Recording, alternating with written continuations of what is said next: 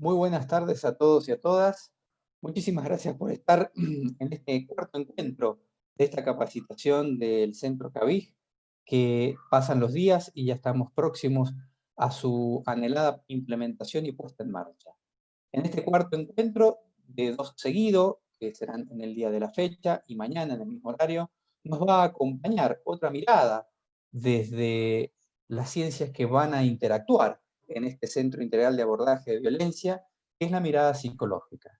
Es decir, que hoy vamos a contar con la grata presencia de la licenciada Delia Sobrero, quien es de la provincia de Buenos Aires, y nos va a hablar desde la mirada psicológica del fenómeno y de los aspectos de la violencia.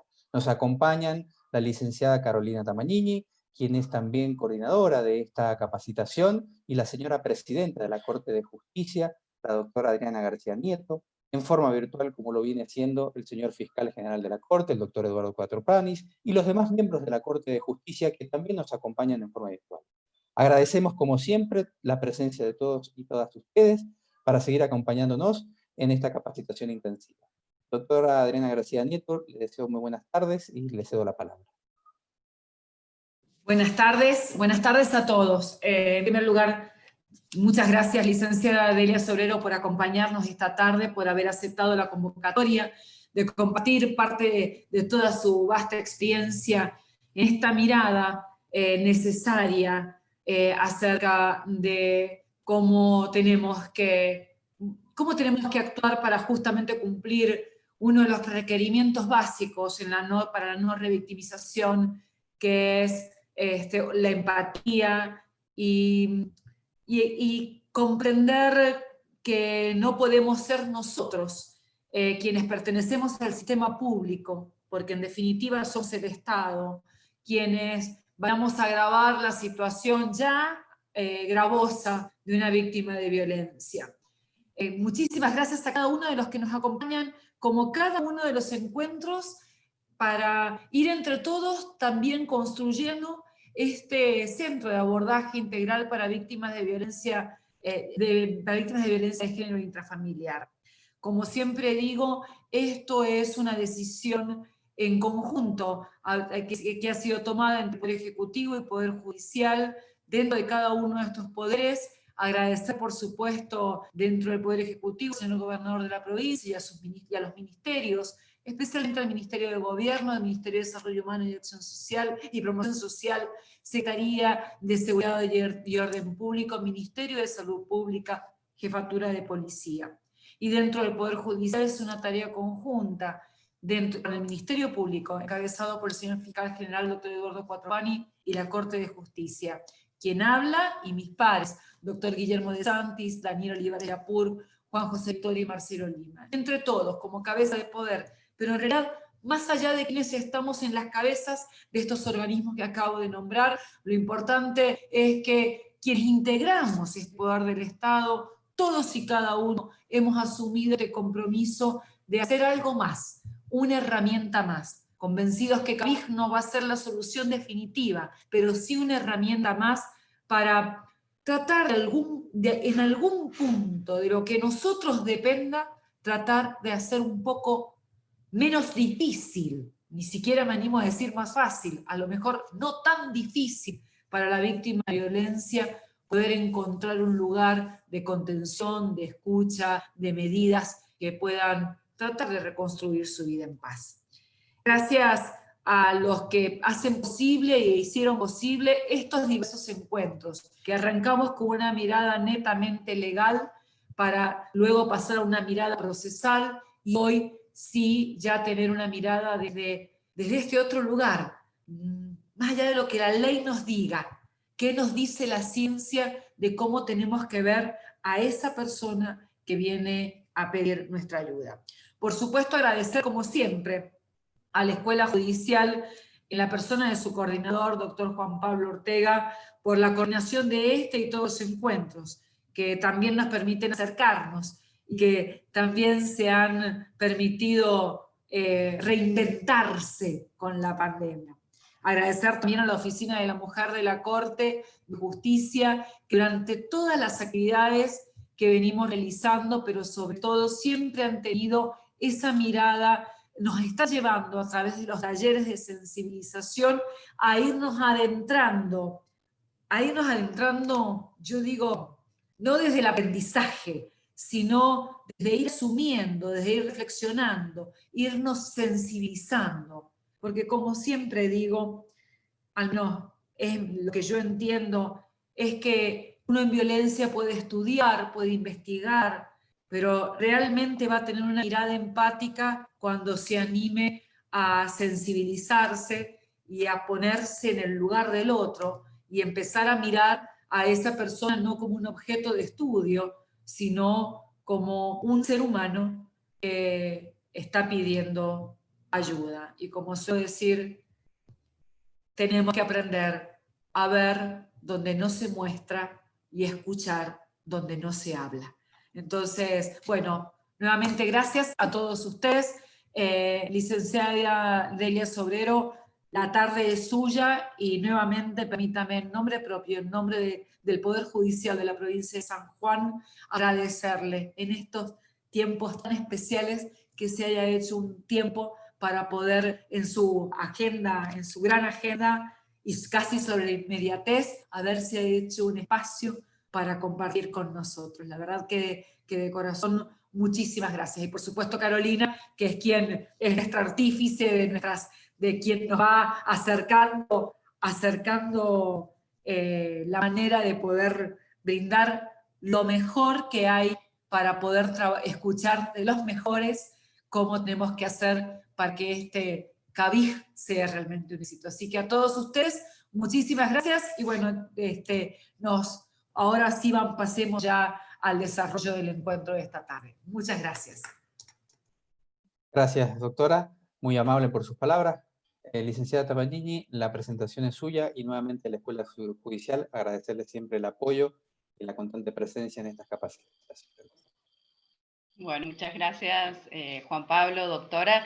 Para mí es un gusto y un honor presentar a una queridísima colega y amiga personal, la licenciada Delia Sobrero. La licenciada Delia Sobrero es supervisora especialista en psicología forense, perito de parte, tanto en el fuero civil como en el fuero penal, además de dedicarse a la clínica de adultos, al psicodiagnóstico clínico y forense, y ser docente de las carreras de especialización de colegios profesionales de la provincia de Buenos Aires. Además, ha dirigido el área de posgrado de la Asociación Argentina de Psicología Jurídica y forense, entre otras tantas actividades que ella ha desempeñado a lo largo de su carrera profesional, y ha publicado libros en coautoría,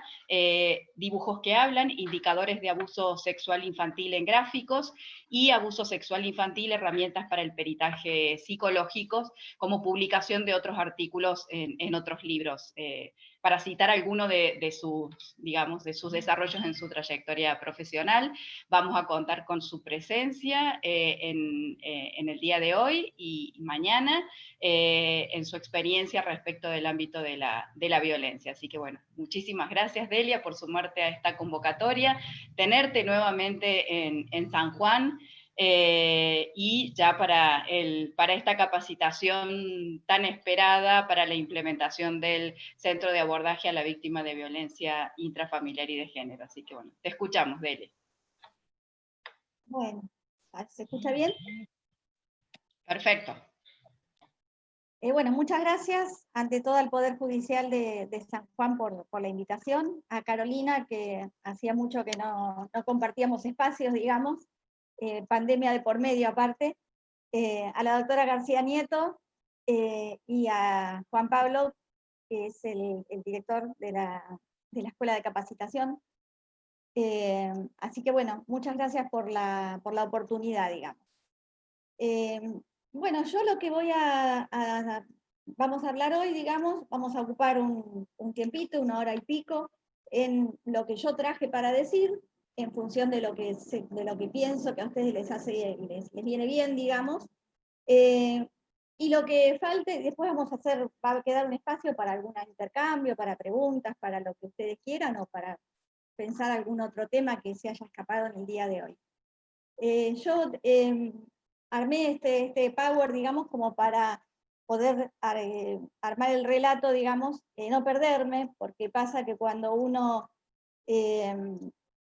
está en un tema que le gusta, digamos, ¿no? Salvo encima, digamos, no que guste porque el tema es lindo, sino porque realmente a uno se apasiona con las cosas que hace, por ahí se empieza a ir por las ramas y entonces se empieza hablando de una cosa y uy, después esta tal cosa no la terminé. Entonces, medianamente para tener un orden, me hice ayuda a memoria, digamos. Que igual se pueden incorporar cosas que quizás yo no tuve en cuenta. En principio, me parece genial la apertura, digamos, la creación de este centro de atención a la víctima de violencia, porque justamente es una parte muy importante, al margen de lo procesal que haya, que seguramente, digamos, que ya está la ley de alguna forma funcionando, pero como que falta o está bueno incluirle, mejor dicho, la parte humana, digamos. Cómo podemos tratar humanamente, humanizar el código sería de alguna manera, ¿no? Así como cuando uno hace una pericia y habla de un peritado, humaniza ese expediente, que hasta antes, digamos, o por lo menos en lo civil, donde no está la oralidad, digamos, el juez nunca llega a conocer a la persona, ni mucho menos a la persona que tuvo un accidente o que sufrió cualquier delito. Entonces, la pericia psicológica es como que apunta a esa parte, suma esa parte de humanidad, digamos, de ese nombre que está como actor o como demandado. Entonces, yo esto lo titulé Hacia una actuación ética y eficaz para con una víctima de violencia. Y me parece importante por ahí empezar hablando de 4 palabras, digamos que yo algunas resalté. La cuestión de la palabra víctima, la palabra violencia, ética y eficaz. ¿Por qué? Porque cuando uno habla la violencia, cuando uno nombra violencia, la primera imagen por ahí mental que se nos viene a la cabeza es un golpe, alguien pegándole a alguien, qué sé yo, un choque, un golpe, algo muy violento, muy imprevisto y aparte muy observable, ¿sí? Eso es por ahí una pelea, un botellazo, qué sé yo, algo que se ve. Y la realidad es que hay muchos tipos de violencia, y hay muchos tipos de violencia que no se ven, sino que se ven los efectos a lo largo del tiempo, y ahí uno se da cuenta por ahí, o alguien con la mirada desde afuera, una mirada más fresca, puede decir, acá hay violencia actuando en esta persona que está de determinada manera. Entonces, la violencia no siempre es visible, y eso es un inconveniente.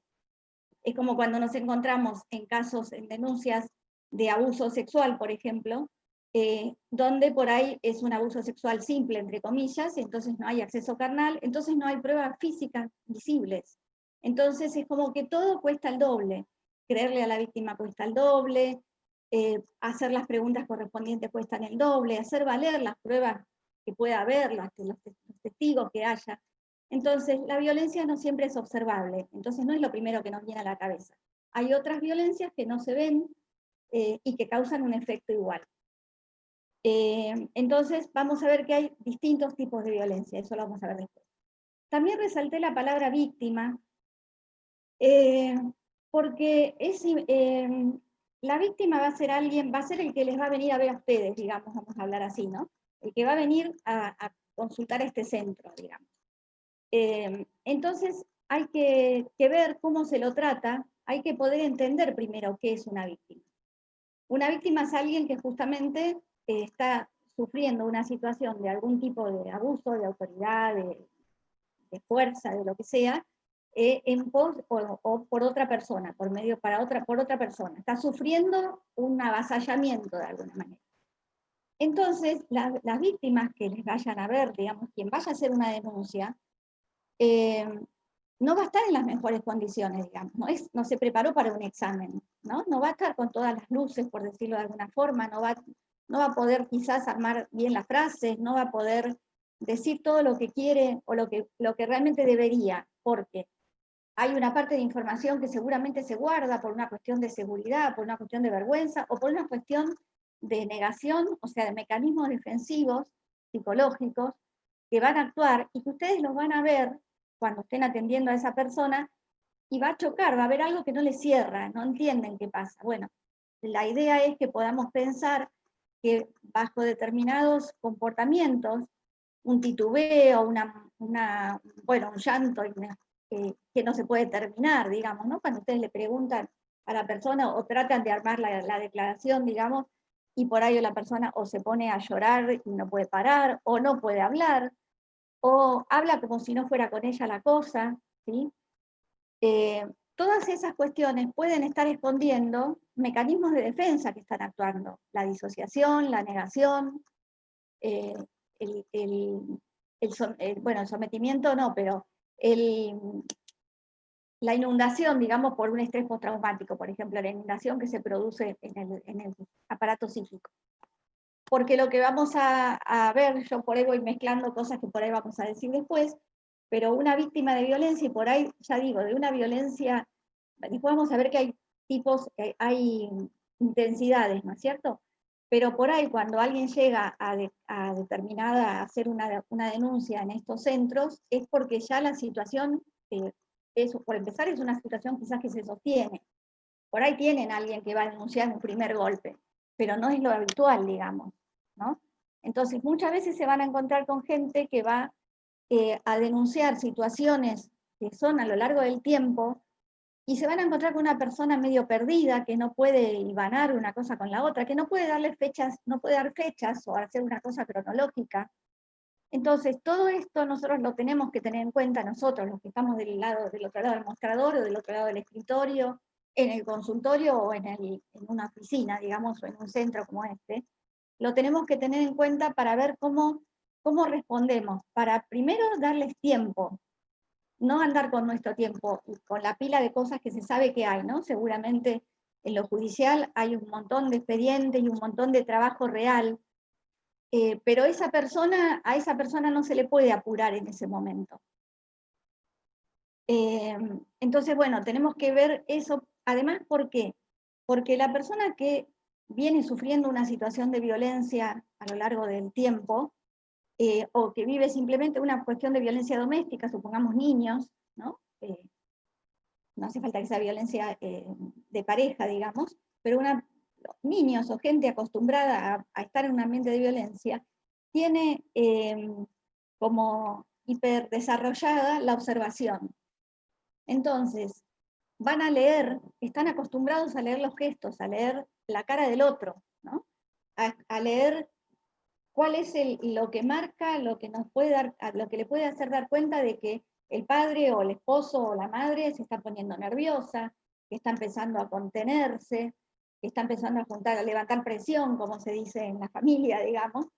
Entonces, leen las caras, leen los gestos, leen el rechazo. Y si en nuestra cara leen algo de esto, de que nos está poniendo nervioso porque le estamos preguntando y no termina de aclarar, pero no me termina de decir con quién vive, o no termina de decir bien cómo fue la cosa, le vamos, sin querer, esa cara que nos van a leer, ese gesto que están acostumbrados a leer como una cuestión de supervivencia, los va a silenciar, y no es la intención, pero esa va a ser el efecto que cause, ¿sí? Porque ya está acostumbrado a estar adelante de impacientes esta persona, de gente que explota, de gente que no escucha, entonces nos va a estar leyendo. Entonces, y eso es un mecanismo de defensa, que es la hipervigilancia, que está presente en muchísimas víctimas de violencia o de cualquier otra cuestión donde el estímulo traumático, el estímulo violento, digamos, disruptivo, sea más constante, ¿no? Después vamos a ver que también hay diferencias entre lo que alguien que es víctima de una violencia puntual, de alguna cosa de imprevisto y pocas situaciones, y la diferencia con lo que es por ejemplo, el abuso intrafamiliar, la cuestión doméstica, porque son estímulos que se extienden a lo largo del tiempo y van produciendo naturalización. Y así como nosotros ahora, hoy decía la doctora García, cada vez por ahí nos manejamos un poco más cómodos y vemos menos problemas en estas cuestiones virtuales, porque tenemos 8 meses de haber aprendido, por lo menos en mi caso, a manejar algunas cuestiones, lo fuimos naturalizando, la violencia también se va naturalizando. Entonces se va corriendo el límite. Uno permite un día un grito, y al día siguiente es un grito más fuerte, después un grito y un empujón, y cuando llega a lo última, no sé, al golpe que realmente hace que un familiar o alguien diga, no, esto hay que pararlo acá, si uno mira, si esa persona pudiera mirar el primer suceso, no se reconoce, porque fue paulatino, ¿sí? Entonces, bueno, eso es importante. La otra palabra que me parece importante es la cuestión ética, en el sentido de más o menos de lo que adelanté recién de la víctima, en el sentido de que la recepción que nosotros hagamos tiene que ser una recepción respetuosa del que viene, respetuosa de sus tiempos, de su vocabulario, de su forma de expresarse, y respetuosa de su estado anímico, digamos. Entonces, eso tiene que ver con la ética. Con el respeto, fundamentalmente por el otro. Y por eso puse para con una víctima de violencia, porque es un igual a nosotros. En este momento está en una situación diferente, y en este momento nosotros estamos del otro lado del mostrador, por decirlo de alguna forma, pero es un igual que simplemente está pasando en este momento una situación de mucha desigualdad, pero no deja de ser una persona como nosotros, con un montón de cuestiones. Se entiende, no es un objeto, no es una patología que camina, es una persona que tiene un montón de vínculos y de afectos específicamente, y también contra esa persona, contra su propio agresor, de afectos ambivalentes. Entonces, esto también está en la declaración que nos haga, y en la libertad con que pueda hablar o no, ¿sí? Y entonces, aparte de que tiene que ser respetuosa, que es fundamental esta intervención, también tiene que ser eficaz, porque si no es eficaz, no es protectiva. Si la intervención nosotros la hacemos, no sé, llenamos las planillas que correspondan, mandamos las cosas que correspondan, pero no está totalmente bien armado de acuerdo a ese caso, por ejemplo, o habiendo puesto bien en juego todas las cuestiones que ese caso particular tenga, no va a ser eficaz. Y después vamos a escuchar de testimonios, digamos, ¿no? Como uno está acostumbrado a escuchar en los casos públicos, en televisión, en todos lados, esto de, hicimos la denuncia un montón de veces, ella ya tenía 10 denuncias hechas, nos mandaron el patrullero una sola vez, por ejemplo. ¿Qué quiere decir? Que ahí la intervención por ahí se armó desde la teoría como más o menos correspondía, o con los elementos que había, con los recursos económicos y humanos que había en el lugar, digamos, pero no resultó eficaz. De hecho, muchos femicidios, lesiones muy graves, surgen mientras alguien tiene una restricción de acercamiento, y sin embargo se acerca igual. Porque también el agresor es alguien que es muy diferente también entre sí. Así como decíamos que las violencias son diferentes entre sí, que hay muchos tipos, las víctimas también son diferentes entre sí, por eso hay que tratar de no etiquetarlas, ¿no? De no etiquetarse como víctima, porque además una vez que una persona se asume como víctima, sin querer obviamente, desde el inconsciente, digamos, tiende o queda facilitada su postura de acá para adelante, digamos.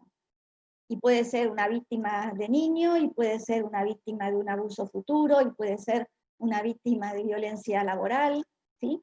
Porque no pudo implementar las herramientas para darse cuenta que tenía, digamos, para encontrar su propio valor no para defenderse, sino valor como persona. Entonces, todas las violencias, y específicamente, siempre insisto por ahí, ¿no? Con las que son crónicas, van minando la autoestima.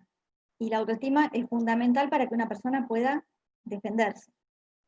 Entonces, tiene que ser ética en la actuación, pero también tiene que ser eficaz. Creo que esta es una de las cuestiones que seguramente va a resultar, y por lo menos se está trabajando evidentemente en eso, en esto que creo que es la última reunión, digamos, de la última reunión del curso, donde se va a hablar del protocolo que se va a implementar, ¿no? O por lo menos se va a plantear un protocolo posible. Y eso es muy importante porque un protocolo lo que da es una guía posible de pasos a seguir, para organizar justamente, para que no cada operador, por ahí movilizado por la situación o por alguna cuestión, vaya encarando las cosas con muy buena voluntad, pero de distinta manera. Digamos, un protocolo sirve para establecer criterios y para que haya un orden para trabajar, que seguramente con el tiempo lo van a ir modificando, van a ir encontrando cosas más prácticas, más útiles, van a ir creándose nuevas instituciones, recursos. Entonces, un protocolo también, para ser útil, tiene que ser movible, tiene que ser flexible, no movible, para que ustedes puedan ir implementando algo. Y a su vez, para que se sepa que hay un lugar donde recurrir, digamos, ¿sí? Porque una institución con un protocolo que vaya armando da una seguridad de que hay una red, porque lo fundamental también en estos casos de violencia es la falta o la sustracción de la red que tiene la víctima. En principio tiene una y después, por algún motivo, y especialmente en las cuestiones que tienen que ver con la violencia conyugal o de pareja, se va perdiendo, no casualmente, se va perdiendo por la mayoría de las veces por acción consciente de la parte agresora, digamos. Por ahí yo voy a hablar más que nada de violencia hacia la mujer, digo porque esto lo dicen siempre, puede haber hombres agredidos, porque, bueno, puede haber, hay de hecho, pero en este caso nos vamos a manejar, voy a hablar más de violencia hacia la mujer, porque en realidad es como lo que más flagelo está haciendo en este momento, ¿no? Y además porque de la mujer dependen los hijos en general por lo menos, y también en ese punto, acá hay algo interesante que por ahí después también surge, es que los hijos a veces también son tomados como el arma de presión, digamos, como la válvula de ajuste, digamos, para apretar de alguna manera a esa mujer, ¿sí? De hecho, se llega a los infanticidios como una manera de matar a la mujer de alguna manera, aunque la mujer quede viva, ¿sí? Y eso el agresor lo sabe. Entonces, por eso más que nada nos centralizamos en lo que es mujer. No significa que no haya mujeres violentas, sino significa que no haya hombres agredidos. Pero en este caso, me parece que tiene que ver con esto. Entonces, dicho todas estas cuestiones, vamos a ver, a contar un poco, bueno, de los temas que yo tenía pensados, ¿no? Hablar sobre cómo es una víctima, sobre las víctimas, los tipos de víctimas que decíamos, las víctimas directas y las víctimas colaterales. Las víctimas directas son a las que está dirigido realmente el acto agresivo, cualquiera sea, el asalto, el robo, digamos, la violación. Y las víctimas colaterales, las que resultan de alguna manera, de gran manera, perjudicadas o afectadas por esa persona, digamos. En este caso si hablamos en violencia doméstica, seguramente los niños, bueno, la familia, en los casos de femicidios, por ejemplo, la familia, los padres, ¿no? Los hermanos, bueno, y el resto de la familia, digamos, o de las personas que están cerca de esta explosión de violencia. El ciclo de la violencia, digamos, la violencia en realidad es un circuito, mejor dicho. Es un circuito del que no es fácil salir. Bueno, ¿por qué? Y ahí nos vamos a poder pensar cuál es la dificultad que hace para que una mujer no pueda salir de ahí, a pesar de que esto ya le pasó varias veces, de que ya tuvo otros avisos, ¿no? Y esto también es algo con lo que viene después, con el punto siguiente, de lo que despierta impotencia o despierta frustración a veces en la parte de la justicia, digamos. El otro punto que tiene que ver con eso y con el círculo es la retractación de una denuncia, por ejemplo, que se produce muchas veces. Se produce en cuestiones que tienen que ver con violencia doméstica muchas veces, y se produce también mucho en las cuestiones que tienen que ver con abuso sexual, en las denuncias de niños, la retractación. ¿Por qué? Porque en general, obviamente cuando uno denuncia, y ya vamos a ver después, está denunciando a alguien que tiene superioridad de poder en algún momento de algún tipo. Entonces, no es raro que al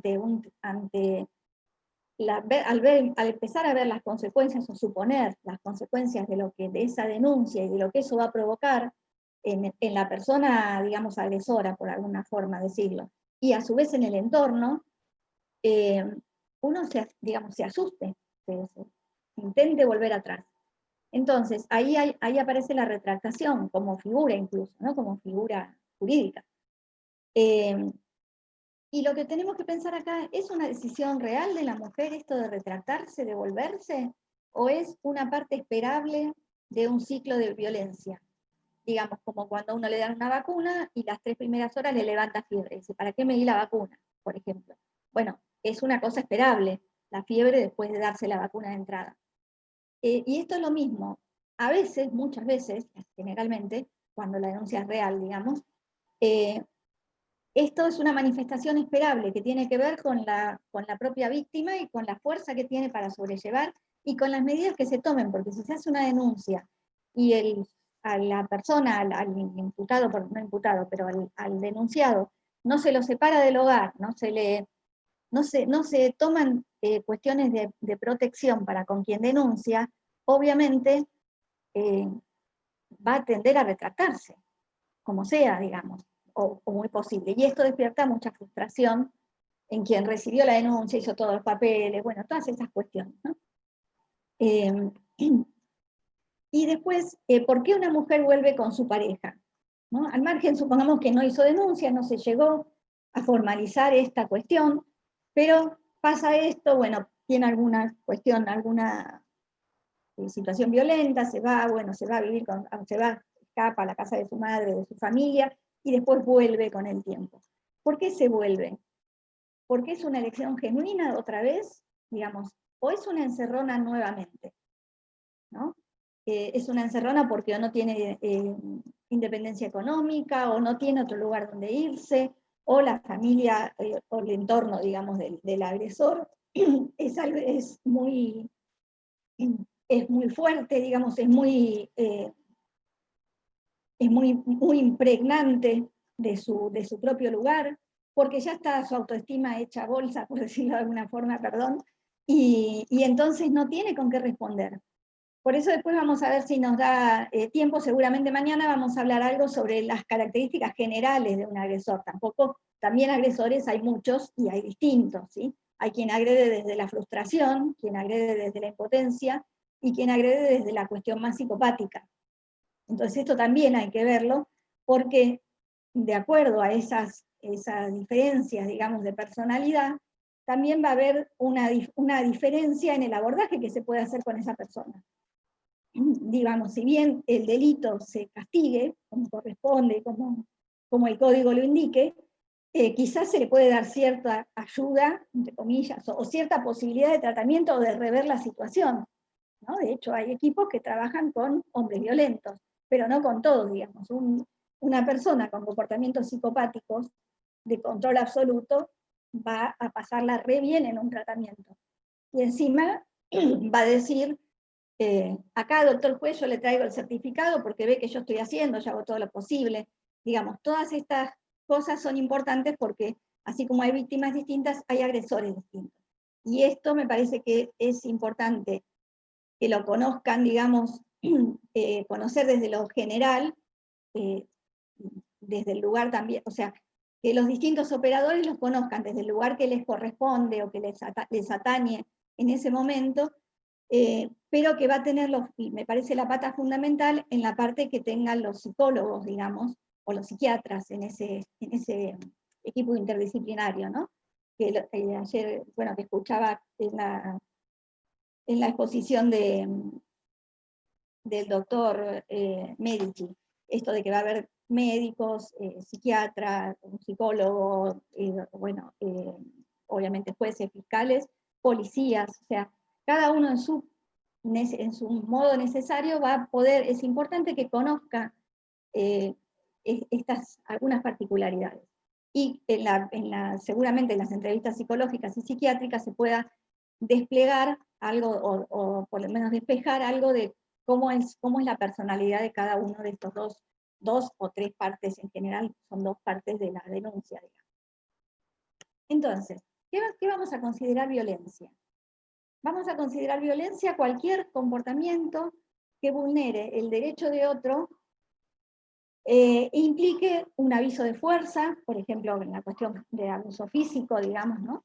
de violencia o de violencia verbal también, un abuso de fuerza, un abuso físico, un abuso de autoridad, por ejemplo, pongámonos en el caso de un docente o de alguien que abusa de un alumno o que tiene una cuestión de violencia contra algún alumno, contra algún subordinado, de estatus, porque, por ejemplo, bueno, tenemos roles, obviamente, en la familia, y están los padres, hay roles determinados, bueno, ahí estarían las violencias propias que se pueden dar entre distintos estatus, ¿no?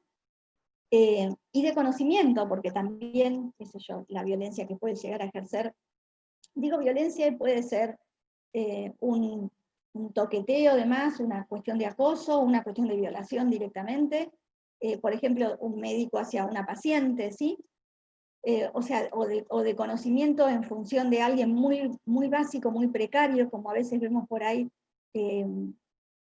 cuando se habla de los pueblos originarios por ahí, esa ya no desvalorización, sino esa minusvalía que tienen con respecto a alguien que está un poquito, un escalón, un cachito más alto desde lo laboral o desde lo social en el mismo pueblo, digamos, ¿sí? Entonces, de conocimiento también se pueden ejercer violencias de conocimiento. Y siempre se dan una relación de asimetría, eso es lo básico, lo fundamental. Porque la víctima está circunstancialmente en un lugar de desventaja frente a ese agresor. Y entonces, en ese punto donde está en ese momento de desventaja, resulta vulnerable, que es lo que facilita que la violencia se dé justamente. Después tenemos, en relación al ámbito donde se visibiliza, donde sucede esa violencia, podemos pensar en el ámbito privado, que es cuando la violencia se ejerce dentro de la pareja, por ejemplo, o en la unidad doméstica, o en la familia, ¿no? O en cualquier otra relación interpersonal, aunque el agresor no viva con la víctima. Porque, por ejemplo, yo pensaba acá, anoté 2 o 3 palabritas, pero me acordaba del femicidio de hace 15 días o 10 días, de esta profesora que el alumno la venía acosando, creo que es de Tucumán, la venía acosando a lo largo de años, no vivía con ella, no era una cuestión doméstica porque no vivía con ella, no era. Pero sin embargo, fíjense que cuando uno dice algo doméstico, un animal doméstico, lo que sea, es que es alguien que vive con uno normalmente, alguien que está cotidianamente. Bueno, este sujeto cotidianamente estaba en la vida de esta persona viviendo en otra localidad, en otro lugar, digamos. Entonces, aunque el agresor no viva con la víctima, puede ejercer igual, podemos tomar igual esto como violencia privada, digamos, porque es entre 2 o 3 sujetos específicamente, no con cualquiera. Y después tenemos la violencia pública, que es cuando es ejercida por cualquier persona, ya sea que sea en una comunidad, en el lugar de trabajo, en instituciones educativas, esto por ahí lo que hablábamos recién, en establecimientos de salud, y también obviamente el propio Estado puede ejercer violencia, ¿no? Constituyendo, bueno, ¿cómo se llama? Un avance, digamos, sobre los derechos humanos, digamos, de alguna manera. Esto después vamos a ver algo interesante que dice Slutsky, que es un psiquiatra que está trabajando, es argentino, pero trabaja en Estados Unidos, y habla sobre la violencia a nivel público y a nivel privado, digamos, doméstico. Dijimos entonces que una víctima era alguien que estaba circunstancialmente en un estado de vulnerabilidad frente a otro. Entonces, ¿qué es la vulnerabilidad? El concepto de vulnerabilidad es el nivel de indefensión que presenta un ser humano ante una situación determinada que lo ubica circunstancialmente en el lugar de víctima. Y esto es importante, lo de circunstancialmente, porque es la manera, entender que fue circunstancial, es como la apertura, la puerta, a que la víctima no quede fijada en víctima, sino a que comprenda que en ese momento se dieron esas situaciones, pero se puede trabajar para que eso cambie, para que no quede siempre en un lugar vulnerable, ¿sí? Por eso marqué lo de circunstancial. El grado de vulnerabilidad que tenga una persona va a tener que ver con los factores como, por ejemplo, la edad, obviamente, el sexo, la madurez psicoafectiva, psicoevolutiva que tenga, no es lo mismo un niño o alguien con una discapacidad, con una capacidad diferente, que alguien que tiene un rango normal, por decirlo intelectualmente, y comprende y puede entender lo que se ve, lo observable, y puede entender lo que no se ve, lo simbólico, ¿sí? Entonces, eso también tiene que ver ese diferente nivel. Va a tener que ver la salud también que tiene, las características afectivas y las características socioambientales de ese lugar, del entorno familiar, y también va a tener que ver el entorno familiar con sus reacciones, ¿sí? Es una familia abierta, es una familia o un entorno, puede ser, ya digo, puede ser una escuela y puede ser la preceptoría, digamos, donde un niño se anima a decir que algo le está pasando, o un docente pueda comentarle a un compañero o al director o a alguien que, bueno, por qué llega tarde todos los días, o decir cuando su pareja le pegó, por ejemplo. Entonces, el grado de vulnerabilidad va a estar marcado por todas estas cosas que tienen que ver con la persona en sí, la edad, el sexo, todo eso, y también con las condiciones socioambientales que lo rodeen y que le permitan o no poder hablar de esto, de ese entorno, de lo que está pasando. Y todo esto lo vamos a poder operativizar, digamos, de alguna manera, o teorizar, con la ayuda de la victimología. Que la victimología es la disciplina que tiene por objeto el estudio científico de la víctima, de un delito, de cualquier delito, ¿sí? Es más, de un delito o de una afrenta. Podemos hablar, la victimología nos sirve para, por ejemplo, entender qué pasa con una víctima de un desastre natural, no sé, las inundaciones o el tsunami. Fueron cosas que generaron cuadros psicológicos muy fuertes. Bueno, la victimología obviamente también sirve esto, o sea, no es para la víctima de un delito, sino para una víctima en general. Y aparte nos va a permitir estudiar la personalidad de la víctima, las características biológicas, psicológicas, sociales, culturales, y la relación que tuvo en ese momento con el delincuente, supongamos, en este caso, porque es algo que se pueda evitar, y el papel que desempeñó esa persona, la que resultó víctima, en la génesis de ese delito, ¿sí? Pero esto, obviamente, no para culpabilizarla, sino para poder entender qué circunstancias se dieron y poder trabajar en que estas circunstancias empiecen a cambiar.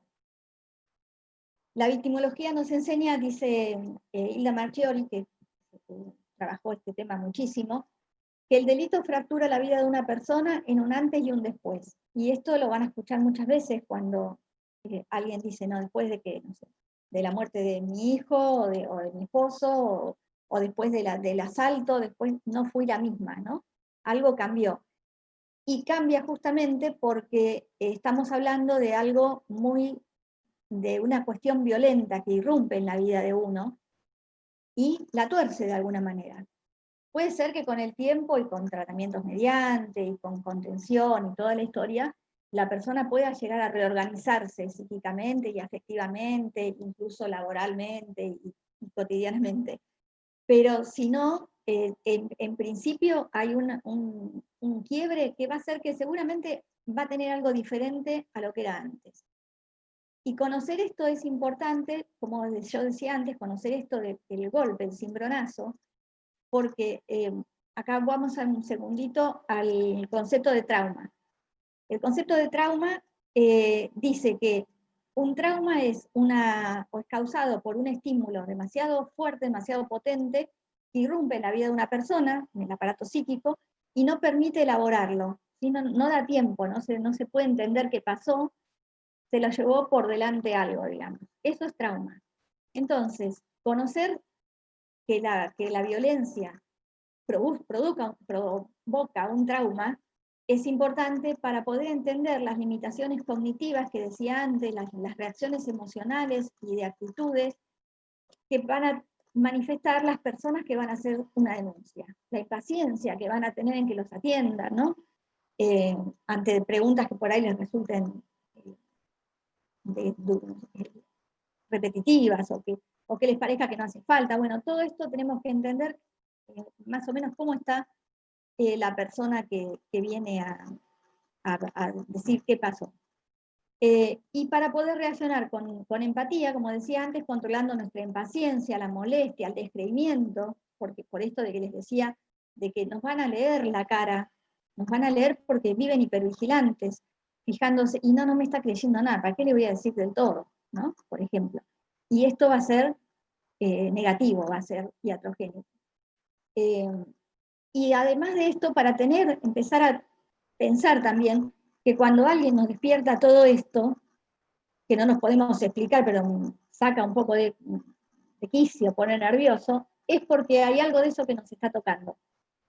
Y lo que está despertando en muchos casos es angustia, la propia angustia, ante alguna impotencia, en alguna situación donde nosotros también, circunstancialmente, estamos siendo avasallados por algo o por alguien. ¿Sí? Entonces, esto es importante, porque si no, ¿qué hacemos en ese caso?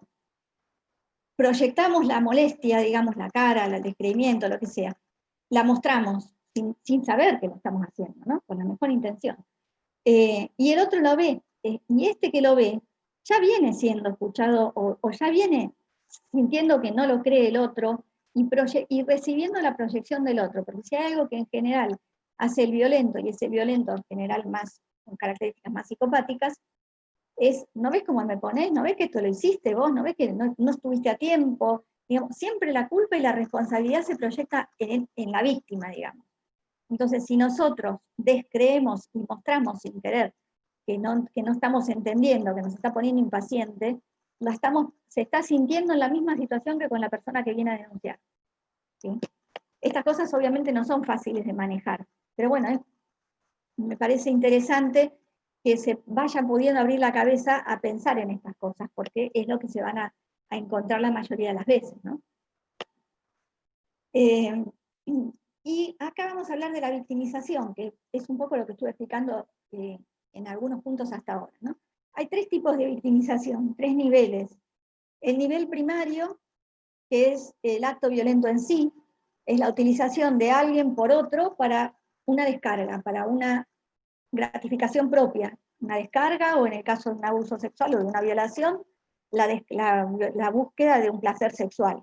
Que en general, en la violación, por ejemplo, no es un placer sexual lo que encuentra el agresor, sino una cuestión de poder demostrar que puede con esa persona. ¿Sí? Por eso es tan difícil saber también cómo tendría que comportarse la víctima para que el agresor sea menos violento, porque no se sabe enfrente de qué agresor está, digamos. Si está de alguien que goza haciéndola sufrir o de alguien que está con su novela propia y piensa que puede de alguna manera una cuestión de decir, bueno, me protejo y dejo que haga, lo puede ser tomado como que es un permiso. ¿Sí? Entonces, por eso es lo complicado también de lo que se le puede aconsejar a una víctima o no, depende de cada caso, lamentablemente. Incluye las consecuencias inmediatas sobre el cuerpo, sobre el psiquismo, los golpes, la violencia, los descarros, en el caso que sea, por ejemplo, de abuso sexual, el temor, la angustia, la pérdida del sueño, las cosas inmediatas, digamos, las pesadillas que tiene ese día el chico, no sé, la regresión que hace volver a hacerse pis, ¿sí? Por ejemplo. Todas esas cuestiones son victimización primaria.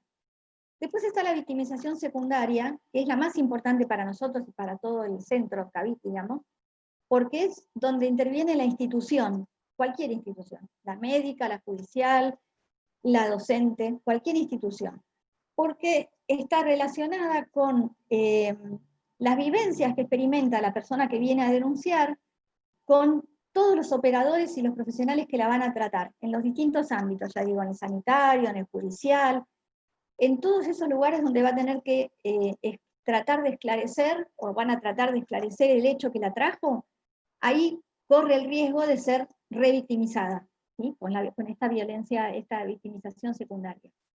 También en un tratamiento de índole prejuiciosa, por ejemplo, una mujer que, bueno, accede a un tratamiento psicológico porque o la deriva al juzgado, porque hizo denuncias, o porque se le aconsejó de alguna manera. No todos los psicólogos, no todos los psiquiatras, están dispuestos o están abiertos a tratar a una víctima. Por esto mismo que decíamos antes, ¿no? Por todas las cosas que genera y por los prejuicios propios. Entonces, un tratamiento de una forma prejuiciosa o sin una, como se dice, sin una visión de violencia de género, digamos, de una visión de género, también puede ser iatrogénico. ¿Sí? en busca de ser terapéutico, porque va a ser algo que va a ayudar a sanar de alguna manera, puede llegar a perjudicar. La terciaria, la victimización terciaria está relacionada con las conductas y las vivencias posteriores, la huella que deja en la vida de un sujeto esa situación abusiva o violenta por la que pasó. Puede ser la vergüenza, la exclusión familiar o laboral, porque nadie toma con mucha facilidad o mantiene mucho tiempo a una mujer que con facilidad o con frecuencia, digamos, tiene problemas con su pareja, o a una persona, a una mujer que trabaja en un lugar y la pareja 2x3 está en la puerta haciéndole problemas, por ejemplo. Entonces, eso es victimización terciaria, porque ya no la ejerce el violento directamente, la termina ejerciendo la sociedad de alguna manera. Acá, esto que les voy a comentar es lo que les decía de Carlos Slutsky, que dice que la violencia del Estado y la violencia doméstica son igualmente devastadoras, porque las dos están ejercidas por quien tiene la responsabilidad de cuidar, legal o familiar o emotiva, como queramos llamarlo, depende de quién sea. Y porque el contexto donde se permite esa violencia es un contexto justamente que lo protege, esa formación de esa manifestación de violencia, y donde se falsea el discurso y se falsean los significados, y entonces eso hace que se niegue lo que está realmente pasando, ¿sí? Entonces, el acto de violencia se rebautiza, por decirlo de alguna forma. Un padre puede decir, esto no es violencia, te pego porque es educación, así vas a aprender o vas a entender. O una pareja puede decir, te llevo yo, mejor no te dejo, te llevo pero para cuidarte, o te llevo porque no quiero que andes sola por la calle a esta hora. O mandame la ubicación porque así te espero en la puerta y entonces veo cuando venís y ya te abro la puerta, la seguridad y toda la historia. Son todo cuestiones de control, ¿sí? Pero que se ponen con otro nombre, digamos, en lo cotidiano. Se minimiza el efecto también. Esto de, bueno, pero no fue tanto, no duele tanto, ¿no? O una pareja, o muchas veces en las situaciones de pareja, bueno, a ella le gustaba el sexo fuerte, o ella quiso, o él quiso que filmáramos, digamos. Hay una cuestión donde se minimiza lo que pasó. Después los valores se redefinen, porque el que cachetea o el que pega dice lo hago por tu bien, o porque te lo mereces, o porque así vas a aprender. No quiero que vayas sola nada más que porque te quiero y porque fulano te mira mal y vos no sabés lo que es la calle, qué sé yo. Entonces se redefinen las cosas. Y la posición de la gente, o sea, el responsable de una acción, se redirige, ¿no? Mira, vos me obligaste a hacer esto, yo vine, te dije que iba a venir, llegué tarde, llegué bien y la comida no está, ¿qué pasa? ¿Qué pasa esto? ¿Qué pasa que no hiciste tal cosa? O al revés también, ¿no? Por ahí, qué sé yo, no se puede, digamos, puede ser que sea la esposa quien recrimina al esposo, pero digamos, mira cómo me pones, bueno, fue una frase que se hizo famosa, ¿no? Con el tema de D'Artés. Pero es algo que de distintas maneras muchas veces los abusadores, los acosadores dicen. De hecho, tenemos esta cuestión de que cuando hay un femicidio o simplemente una violación de una niña, de una chica, se buscan, aparece enseguida en el Facebook, digo el Facebook o otras redes sociales, yo no manejo todas, pero esta cuestión de las fotos, y las fotos en general son las fotos más sugerentes, las fotos, ¿no? Y los pedacitos que se pegan, que se buscan, son de cuando salía a reunirse, bueno, esto de culpabilizar a la víctima por las dudas antes, y bueno, también porque obviamente muchas veces del lado del acosador, del agresor, hay una defensa, obviamente, que trata de encontrar las cuestiones que le sirvan para ejercer lo que la ley le permite, que es justamente defender, y para hacer el acto procesal, digamos. O sea que lo que hay es, en cualquiera de estas violencias, sea en lo estatal o en lo privado, hay una manipulación entre todo esto, una manipulación discursiva y de todo. Y lo que tiene de interesante este autor es este cuadrito, que es más complejo, pero digamos yo lo simplifiqué así, toma las cuestiones como, para estudiar una situación determinada, como ir de una amenaza de baja intensidad a una amenaza de alta intensidad, y en los laterales, digamos, de una experiencia abrupta a una experiencia repetitiva. Entonces, si nosotros estamos ante una amenaza de baja intensidad y del lado abrupto, digamos, algo que pasó de golpe, un imprevisto, pongamos una nena, una chica, una mujer que va caminando por la calle y recibe un insulto callejero, no sé, o una cuestión de tirarle la mano, cualquier cosa así, un susto, por decirlo de alguna forma. Lo que le va a producir es una disonancia, lo podemos llamar disonancia cognitiva, o sea, una extrañeza, una cosa de que fue un segundo, no pasó nada, pero ya va a estar inquieta, digamos, no se llegó a entender qué pasaba, no se llegó a entender esa acción del otro para con uno, ¿sí? Es imprevisto. Si tenemos una experiencia abrupta y en un nivel de amenaza medio, digamos, puede ser un intento de asalto, puede ser de asalto en la calle, ¿no? Puede ser un golpe, digo, un cachetazo, el primer golpe de una pareja, de una persona conocida, de un padre. Ahí podemos tener, digamos, reaccionar con dos cuestiones en general, con el ataque o con la fuga. Digamos, uno puede decir atacar y tratar de defenderse, aunque sea empujando, o correr, por ejemplo, si tiene la habilidad en ese momento.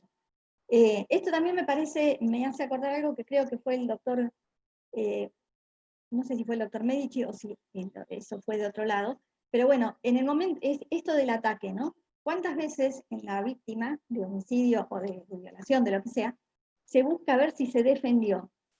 Y si no se defendió, bueno, si no se encuentra nada abajo de las uñas, si no se encuentra una marca, bueno, entonces queda en duda si realmente fue un ataque o si fue un consentimiento que después se negó, por ejemplo, ¿sí? Entonces, ante un intento de asalto, algo abrupto, pero ya más observable, esto que yo decía antes, una cosa más observable, que uno se puede dar cuenta que hay algo que va a pasar, uno puede reaccionar con un ataque o con la fuga. Pero cuando el nivel de amenaza es muy alto, por ejemplo una violación callejera, un robo ya con arma de fuego, podemos decir, y con una situación de superioridad de condición del agresor, no se me ocurren en este momento otras cuestiones. Bueno, si fuéramos a lo del Estado, hay otro tipo de ejemplos, ¿no? Pero nos vamos a mantener en lo que tiene que ver con lo doméstico y lo de pareja. Acá lo que se produce en la víctima es una inundación, por esto que yo hablaba antes de lo traumático que inunda el psiquismo y no deja reaccionar, elaborar en ese momento. Entonces lo que se produce es una parálisis momentánea, por lo menos, ¿sí? Lo que está bajo CEP son las siglas de estrés postraumático, porque es lo que va a generarse a largo plazo. Siempre una agresión de nivel alto va a generar un estrés, casi siempre depende, pero en general va a generar un estrés postraumático a la larga. Que eso se va a ver también en la parte que haga la evaluación, que haga la parte de los psicólogos y los psiquiatras, porque son cosas que quizás no van a estar a la vista, pero la persona va a haber tenido a partir de este hecho, y por ahí con tiempo después, mucho tiempo después, va a tener problemas de memoria, va a tener pesadillas, va a tener dificultad para estudiar, qué sé yo, montones de cosas, va a sentir que cada vez que pasa por ese lado empieza a transpirar, se pone nerviosa, se pierde, un montón de criterios que son los del estrés postraumático, ¿no? Eso todo en una experiencia abrupta, o sea, en una experiencia violenta e inesperada. Si vamos a lo que son las experiencias repetitivas, que es más por ahí lo que nos convoca hoy, que tiene que ver más con la violencia doméstica, porque que se dan en un ámbito más privado y por lo tanto se permite sostener en el tiempo, no lo ve nadie, digamos, ¿sí? Lo de casa, lo que pasa en casa se queda en casa, son las viejas cosas. Entonces, por ejemplo, tenemos, hablemos de la violencia doméstica, un tirón de pelo, un coscorrón, un insulto de un padre a un hijo, de una madre a un hijo, porque ya vamos a ver si podemos ver el ejemplo que yo traje mañana de una novelita, vamos a ver que también las mujeres pueden llegar a tener estas cuestiones violentas, obviamente, hay que ver por qué, siempre lo importante es la causa, ¿no? Un niño que está acostumbrado a que un tirón de pelo, un coscorrón, un insulto ante determinadas cosas, porque no hace algo a tiempo, lo que sea, lo que produce ahí cognitivamente se llama socialización cotidiana. Es la naturalización que hablábamos antes, ¿no? esto de que ya uno se fue acostumbrando de a poquitito, y es normal, y de repente hasta que ese chico no va a casa de otro, si es que puede ir a casa de otro, y ve que los padres del otro, no hay coscorrones, que las cosas se manejan de otra manera, muchas veces recién ahí se pueden dar cuenta que en su casa está pasando algo que no es normal, o que por lo menos no es lindo, no es bueno, o que no había que no sé si resignarse, porque una criatura tampoco puede pelearse con el entorno, ¿no? Pelearse con un adulto, pero como que no había que tomarlo como algo que era normal, ¿sí?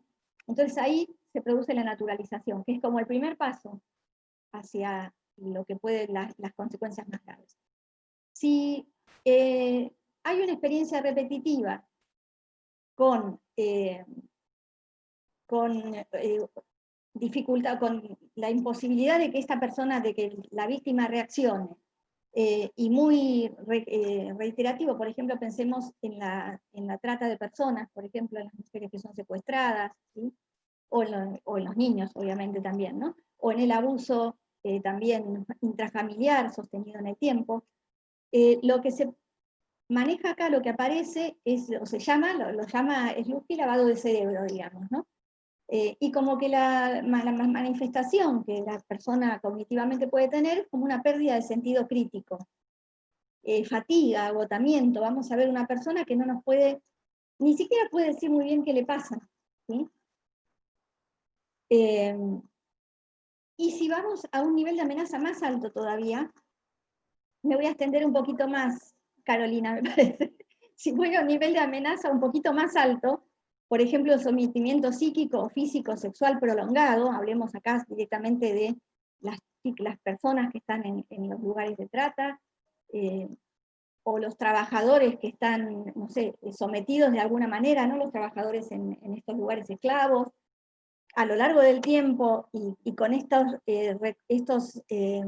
estímulos negativos y cada vez más fuertes y sostenidos, lo que va a producir en la persona es un embotamiento, ¿sí? Es una sumisión total, una sumisión a esto contra lo que uno no se puede movilizar, porque es más fuerte que uno. Y acá voy a aprovechar el tema de sumisión, bueno, lo voy a poner ahora sí. El tema de sumisión, porque por otro lado después hablo del sometimiento, pero lo pongo ahora por las dudas. El sometimiento digamos, es una cuestión biológica, una conducta biológica de supervivencia. Lo tenemos que ver como eso, aparte digamos, como una respuesta, ¿no? Pero la podemos tomar también como una respuesta biológica de supervivencia. Digamos, a veces someterse, o por lo menos mostrarse sometido, es la única forma de dejar que la cosa pase por ahí. Y bueno, vieron como cuando en un tiroteo o cuando hay matanzas de algún estilo, alguien se hace el muerto entre todos los que quedaron, se hace el muerto para que el agresor se vaya. Bueno, esto es lo mismo, a veces el sometimiento en general no es en los casos de violencia, así de violencia a largo plazo, no llega a ser una decisión, sino que es una cosa de supervivencia. O me hago, o me dejo hacer, o me muero, por decirlo de alguna forma. En la película, no me acuerdo de la película, bueno, de una chica que es abusada, vos te vas a acordar, Carolina, de una actriz negra, tiene el nombre de la película tiene el nombre de ella, que es abusada por el padrastro. Bueno, cada vez que ella es violada por su padre, por su padrastro, se imagina bajando de una limusina vestida como una actriz de Hollywood. Y con eso se evade. Su cuerpo no es ese ya, ¿sí? Se va del cuerpo. Bueno, esto es parte a veces, es la herramienta que da la sumisión, el sometimiento. Poder sobrevivir medianamente psíquicamente, porque físicamente hacen lo que quieren, digamos, pero la cabeza por lo menos me la guardo, algo así sería. No tan pensado porque en ese momento la persona no está en condiciones de razonar tanto, ¿no? Y en cuanto al tipo de acto, entonces, el acto violento puede ser violencia física. Delia, preciosa la película. Eso es una maravilla ver ahí cómo es el tema de la disociación y cómo es lo que le sirve, ¿sí? Entonces, bueno, me pareció genial.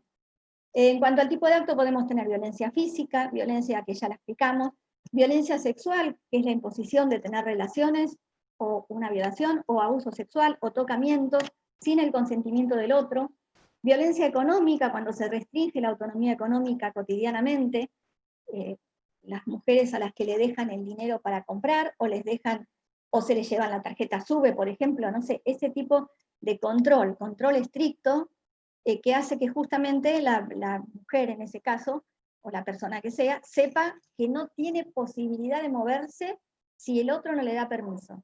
Y inconscientemente uno siempre le da mucho más poder al agresor del que por ahí tiene realmente, pero el terror es tan grande que uno cree realmente en la omnipotencia, porque aparte es lo que el otro demuestra, ¿no? Especialmente, otra vez, cuando estamos hablando de agresores con tinte más psicopático, porque el que tiene un tinte más básico, digamos, el que agrede porque es lo que aprendió, después se angustia, llora, y quizás realmente trata de cambiar, ¿sí? En algún punto. Igual no estoy justificando nada, obviamente, ¿no? Pero el que es más psicopático, digamos, es justamente el mecanismo de control que tiene. Y la violencia psicológica, bueno, que es como a veces la violencia, lo que se llama, se puede tomar como violencia invisible, que son las humillaciones, las amenazas, los chantajes, ¿no? Las intimidaciones, la descalificación adelante de otros todo el tiempo y cada vez más fuerte. Y en la violencia psicológica acá también podemos entrar sin querer las instituciones, o por lo menos los profesionales, digamos, ¿no? En esto de revictimizar de alguna manera en la forma de dirigirnos por ahí, humillar o simplemente decir, bueno, pero escúchame, mamita, pero ¿por qué no vas? ¿Por qué no lo piensa, señora? Fíjese, están los chicos, el nene está llorando, porque obviamente si alguien se acerca a hacer una denuncia en un momento o porque se escapó de casa, pudo escapar en ese momento, o porque se animó en ese momento, encima que seguramente no tiene los documentos, porque una de las cuestiones que hacen muchas personas es retener los documentos, ¿no? Sacarle lo que puede ser independencia, digamos.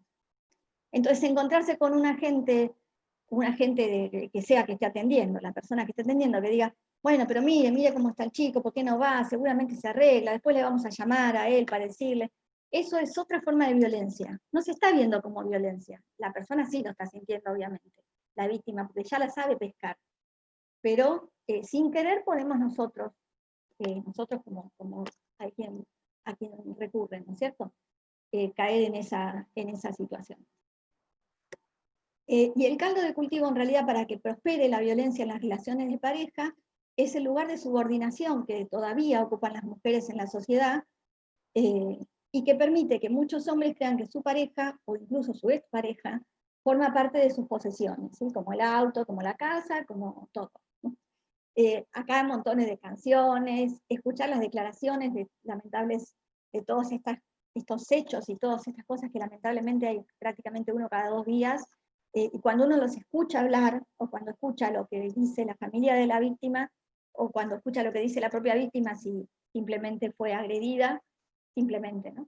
Si fue con lesiones, vamos a encontrar muchas cosas que se repiten. Lo vemos en las películas, lo vemos en cuestiones de crianza, ¿sí? Y en canciones, obviamente. Entonces, la violencia invisible tiene que ver con la descalificación, ya digo, venida de cualquier lado, con la ridiculización, con el maltrato, con la ignorancia. Ignorancia, digo, como darle, ¿cómo es que se llama? El castigo del silencio, digamos, no darle bolilla, no contestarle, ignorar en ese sentido, ¿no? Ignorar a la persona, a la víctima, pasarla, no existís, que es lo que ya la persona está sintiendo.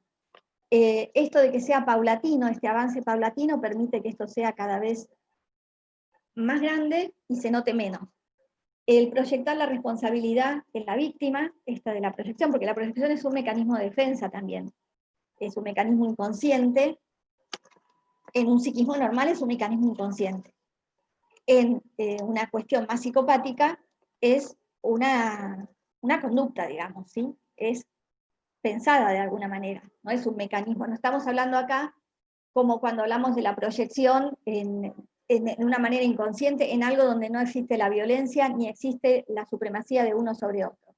Si yo puedo decir, no sé, se murió, qué sé yo, alguien está enfermo y, a ver cómo sería, bueno, yo proyectar mi angustia por algo en otra persona, decir, sí, la verdad, ¿cómo le afectó que murió la abuela, por ejemplo, a la tía, ¿no?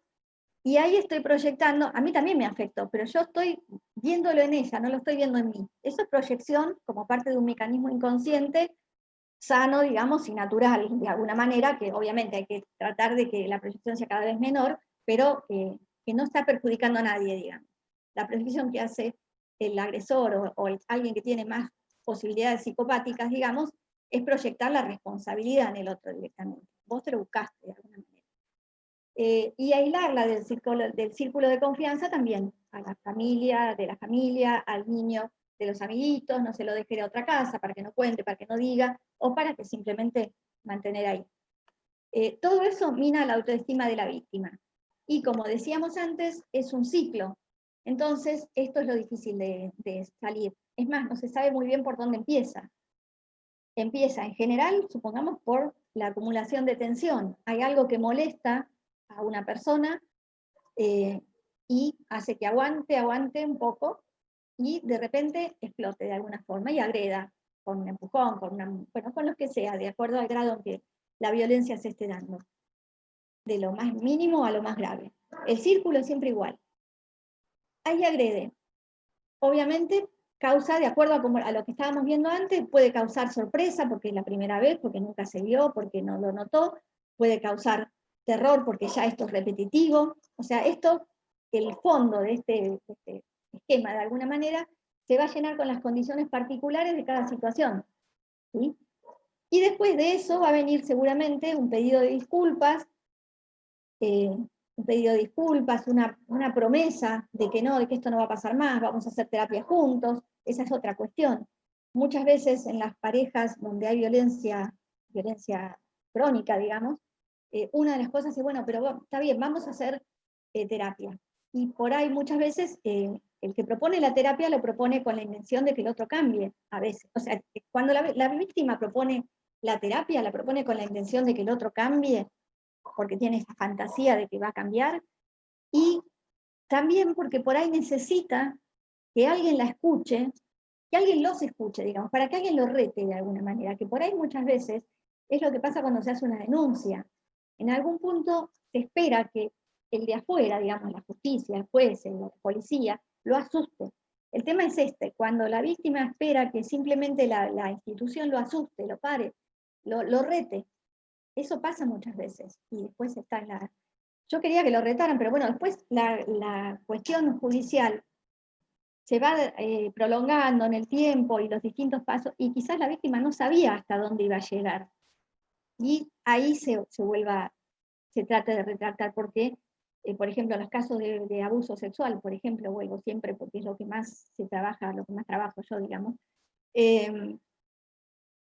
si el abusador es una persona de la casa, digamos, es el padre o es un familiar muy importante a nivel afectivo o a nivel económico, que esa persona sea imputada, sea detenida, causa un montón de cuestiones, ¿sí? Al margen del descreimiento y todo, y de la reacción positiva o negativa de la familia, contenedora o no.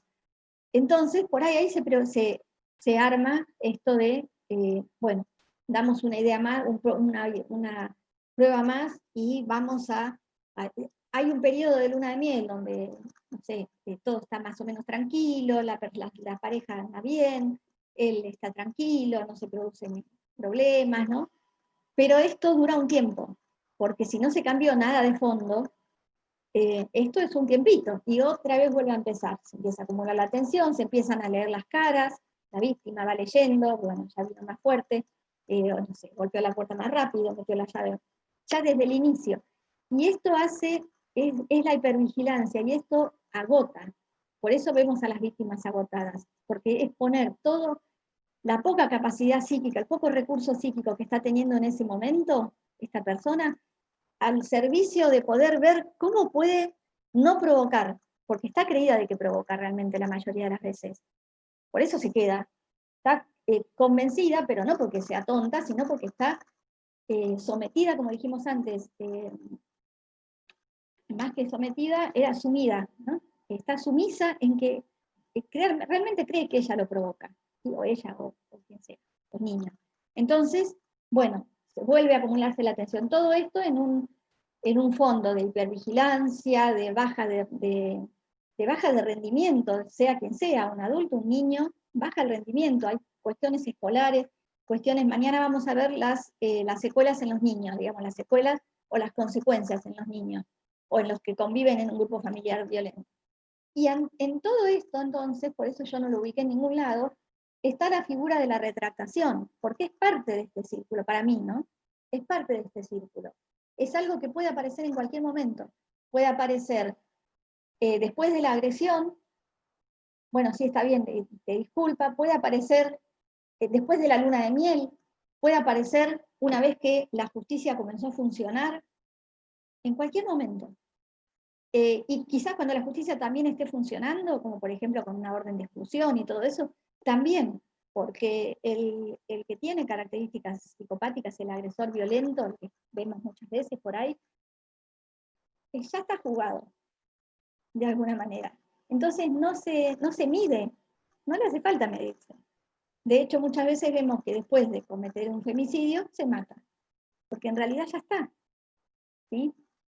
Digo, no se matan desde esto es una cuestión por ahí, pero no se matan desde la impotencia, de uy, lo que hice, Dios mío. No, era parte de lo que se buscaba, de alguna manera, ¿entiendes? Por eso la retractación, para mí, hay que verla como algo que puede llegar a pasar y que tiene que ser objeto de análisis, no de castigo ni de crítica o de censura. Pero, bueno, después vamos a ver algo específico de la retractación. Algunas formas de violencia, digamos, como podemos llegar a ver, pongámosle en la violencia doméstica, del hombre a la mujer, o en la violencia de pareja, del hombre a la mujer y al hijo también, que es el caso, por ejemplo, que vamos a ver mañana, del hombre a la mujer y el hijo como testigo, los hijos como testigos, lo cual no quiere decir que no tenga consecuencias, obviamente, sino que al contrario, tiene una cuestión de esto de ser espectador, es más terrible, ¿no? Hay cuestiones de negación que se van a dar en este nene, en esta criatura seguramente, así como se da la hipervigilancia, se van a dar momentos de evasión, donde no va a escuchar lo que está pasando al lado.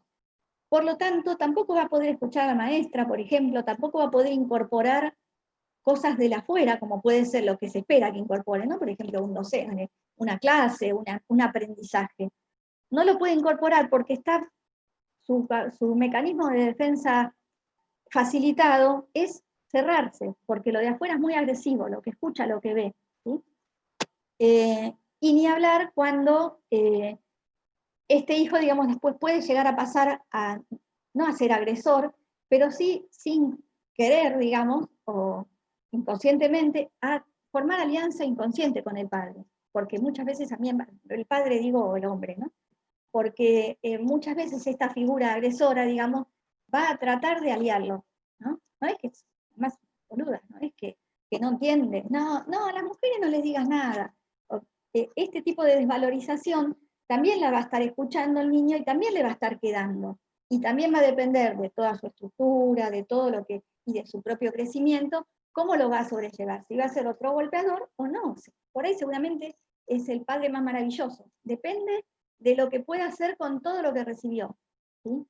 Por eso también una cosa que me parece algo típico cuando alguien acusa a una madre, una esposa, acusa a un padre de abuso, lo primero, lo que en general uno ve en las, como no se excusa la palabra, pero como algo que morigere es, no, pero ella es la que, porque ella sí fue abusada, en su familia sí hay abuso. Como si eso determinara que una mujer va a haber abuso en todos lados porque fue abusada, y por ahí justamente al revés, se vuelve una persona cuidadosa, que protege y que puede distinguir cosas y señales a tiempo, ¿sí?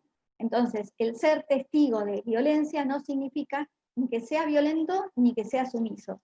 significa que esa persona va a precisar de una, o sería bueno que esa persona cuente con recursos y precise de una ayuda como para poder armar su propia personalidad sin quedar pegado ni al modelo del padre golpeador o hombre golpeador, ni al del agresor ni al del agredido, ¿sí? Y la otra forma de violencia es del hombre hacia la mujer y de la mujer hacia el hijo, como forma de descarga. Porque también esto del sometimiento, que yo decía antes, uno se somete cuando ve que, por cuestión biológica, digamos, por cuestión de supervivencia, cuando ve que el otro es superior y es su forma de salvarse. Entonces, todos son, o muchos agresores, son agresores en un lugar, pero agredidos en otro. Digamos, la persona que llega de su trabajo habiendo sido ninguneada todo el tiempo, por ejemplo, ¿no? O maltratada, lo que sea, seguramente se va a descargar con el de al lado, que en ese caso va a ser su entorno, supongamos hablando de violencia doméstica, es el entorno que tiene en casa, la mujer, los hijos, no sé, la madre, ¿sí? Entonces lo va a descargar ahí. Y esa persona agredida quizás también pueda descargarlo en el menor, que es el hijo, que este es el caso en realidad, lo que veríamos, lo que me gustaría verlo si podemos mañana. Entonces hay muchas formas de interacción violenta, ¿sí? No hay una consecuencia que uno pueda decir, esta es la consecuencia. Todo va a depender de cada persona. Las consecuencias... Delia, nos estamos acercando al tiempo y hay como hay mucha producción en el chat en cuanto a hacerte preguntas, así que no sé no sé cuánto te falta o si, no sé. Me parece que puedo pasar así cortita esta y... Dale. La última y listo, porque es más Dale. o menos me echando cosas. Bueno, entonces las consecuencias sobre la víctima, fracturas y lesiones ya la dijimos, embarazos no deseados o abortos, nacimientos de niños con bajo peso, porque la madre pasa estas situaciones de violencia durante el embarazo, infecciones de transmisión sexual, depresión, ataques de pánico, problemas de patología alimentaria, digamos, en general sobrepeso o también puede ser anorexia, propensión a tener problemas con el alcohol o con cualquier otra adicción, porque de alguna manera hay que poder escaparse de todo este entorno, de todo esto que se vive todo el tiempo. Y cuadros psiquiátricos, como por ejemplo, bueno, serían la depresión, y donde a veces uno llega, y por ahí con esto termino porque lo otro no es más o menos, los cuadros psiquiátricos, digamos, o psicopatológicos, son de doble filo en este sentido.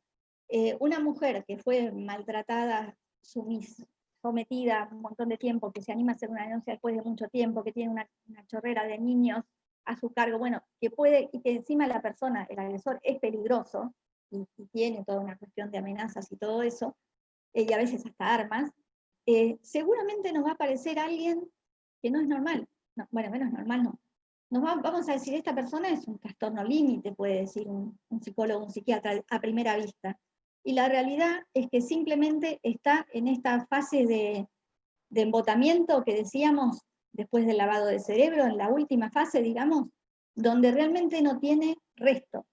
Entonces, no entiende, no puede, no tiene paciencia, y la cuestión del lado de la defensa, por decirlo de alguna forma, es obviamente desde los profesionales que tengan que atender, hacer la primera entrevista, supongamos que sea ya en las pericias, ¿no?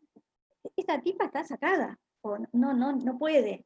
Y ahí lo que se hace es, obviamente no se llega a hacer porque las entrevistas y las pericias llevan un tiempito, y entonces el psicólogo puede llegar a profundizar. Porque si no, lo que le estaríamos diciendo es lo mismo, o lo que estaríamos escribiendo, es lo mismo que dice el agresor todo el tiempo. Pero ella es loca, esta mujer es loca, ¿no ve cómo vive gritando? ¿No ve en las audiencias, por ejemplo, las audiencias no es tenencia en este momento, sino por la comunicacional, digamos?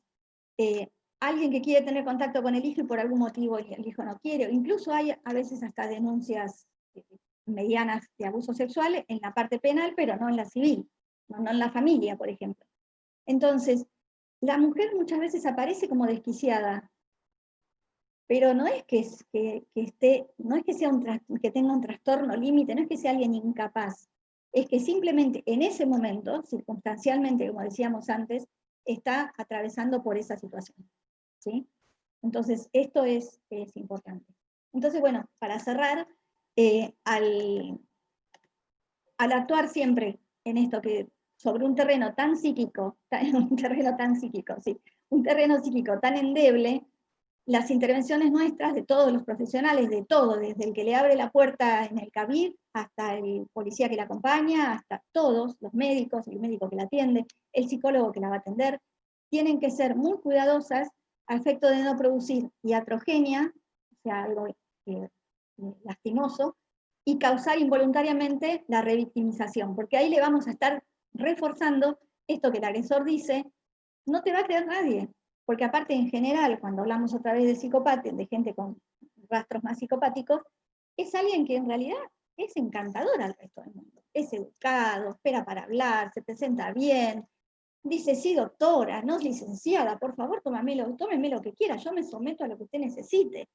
Es así, entonces, sin querer, vamos a estar causando esta revictimización y reforzándole eso que también se le dice al nene, no te va a creer nadie, vos decilo, pero no te van a creer. ¿A quién le van a creer? ¿A mí, que soy el tío, que soy este, que soy el otro? ¿O a vos, que sos chiquito?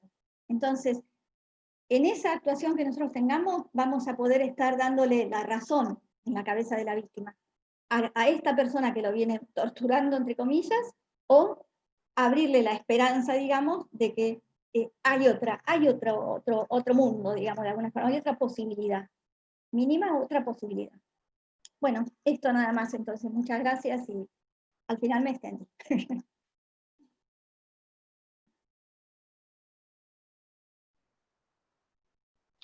Perdón, en virtud del tiempo que nos queda, vamos a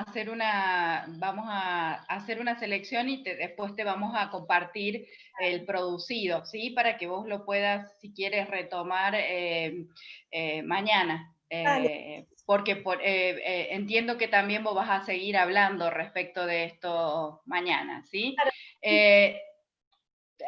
Una de las preguntas es, con respecto a los abusos, el abuso de conocimiento, ¿sería parecido a la violencia obstétrica o qué otro ejemplo podría citar? Sí, puede ser, o sea, la violencia obstétrica sí, es un abuso de conocimiento, digamos, en el sentido de que ahí la persona está, aunque no sea víctima de ninguna violencia, está siendo víctima de un hecho, de un momento violento, digamos, de alguna manera. Violento en el sentido de que le están pasando cosas que le vienen de afuera, o sea, y que no puede predecir, porque obviamente ningún parto es igual a otro. Así que, y es una cuestión de desconocimiento, sí. Ahí uno siente que tiene que hacerle caso al otro, aparte, a veces por la forma en que se te dirigen, pero sentís que le tenés que hacer caso porque él es el que sabe sobre esto que está pasando, sea eso, sea una sutura de una herida, digamos, ¿no? El fijarse, por ejemplo, decir, no me puede poner anestesia, no, porque esto es una pavadita, en 3 puntitos te la doy, por ejemplo. ¿Sí? Eso también puede llegar a ser violencia. No pensé en otros casos particulares, pensé en el caso donde uno confía o tiene que confiar en el otro porque realmente de eso que se va a hacer no sabe, en ese sentido. Bien. ¿Cómo se supera la barrera subjetiva para apropiación de las víctimas de sus derechos a una vida sin violencia? O sea, sería cómo una víctima puede convencerse o puede darse cuenta de que en realidad tiene derechos. Exacto, a vivir una vida libre de violencia. Bueno, es un proceso, no es algo que se pueda decir. Sí se puede decir, por ejemplo, se puede ayudar desde lo rápido, digamos, desde lo visible, qué sé yo, visibilizando derechos en el sentido de, por ejemplo, poner los carteles, afiches en estos lugares, por ejemplo, en Cabir, enseñar a los chicos en la escuela, que es lo que se está haciendo por ahí con toda esta nueva forma no me acuerdo, bueno, con la ESI, digamos. el hecho de derechos sobre tu propio cuerpo, derechos sobre, bueno, un montón de derechos de los que se enseñan en la escuela eso, y por ahí hacer más visibles los derechos de las víctimas, el derecho del conocimiento de cómo va su causa. Eso, digo, se me ocurre, puede ser tranquilamente un gran afiche, un montón de afiches que estén o que se repartan en el CABIS, por ejemplo. ¿Cuáles son los derechos de la víctima? El derecho a la información, a saber cómo va su causa, el derecho a recibir atención, hay algunos más, el derecho a la asistencia, el derecho a la información, porque la información es poder, si el poder solo lo tiene el abogado del demandado, por ejemplo, bueno, es muy difícil porque ya esta víctima está sometida de una. El derecho a la protección, a esto de las medidas protectivas que escuchaba hablar el otro día al doctor Medici, esto de qué medidas se van a dar en cada momento, ¿no? de alejamiento, de restricción, de protección, si hay recursos, si hay refugios donde llevar a la gente, a las mujeres, a las familias. El derecho a la reparación también, que es el derecho que contempla el daño por medio de una compensación económica, por ejemplo, hablando esto más en civil, ¿no? Pero también en penal creo que se está haciendo. Pero también el derecho a la reparación tiene que ver con que la víctima pueda sentir que la justicia actuó adecuadamente, que trató de proteger, la protegió, digamos. Pero en cuanto a la barrera subjetiva que decían, bueno, esa es más difícil, por eso lo fácil, no lo fácil, sino lo de primero podría ser esto de poner carteles, cosas que entre por la vista, que hay derecho para esto, derecho para que tenemos derechos, que tienen derecho las víctimas.